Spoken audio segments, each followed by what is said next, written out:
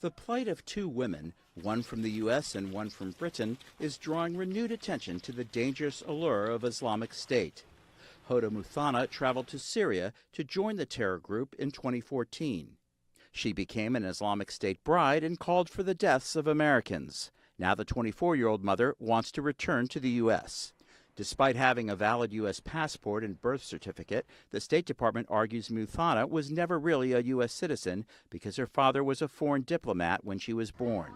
19-year-old Shamina Begum, seen here holding her newborn, also wants to return to her homeland, Britain, after leaving to join Islamic State in 2015. The British government has revoked her citizenship. Mike O'Hanlon of the Brookings Institution says Hoda Muthana and others like her require careful legal consideration. What little I've read suggests that she made a stupid, innocent mistake and may not have blood on her hands personally.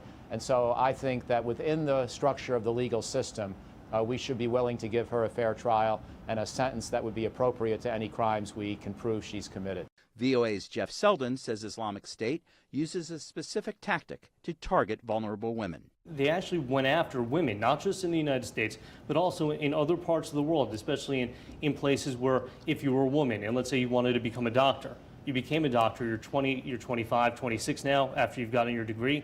Well, in some countries, that's very old, and there was tension because the family said, well, you're too old to marry off, there's no room for you here. The civil war in Syria and the presence of Islamic State fighters have displaced millions of people now taking shelter in camps, especially across Syria and Jordan. What can the U.S. and other nations do to help them?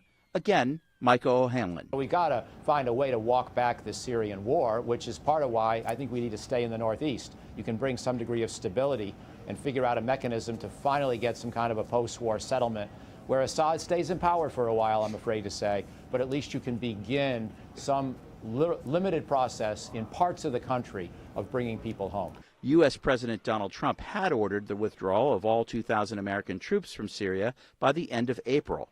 But the White House recently announced 200 U.S. soldiers will remain as peacekeepers for some time. Robert Raffel, VOA News.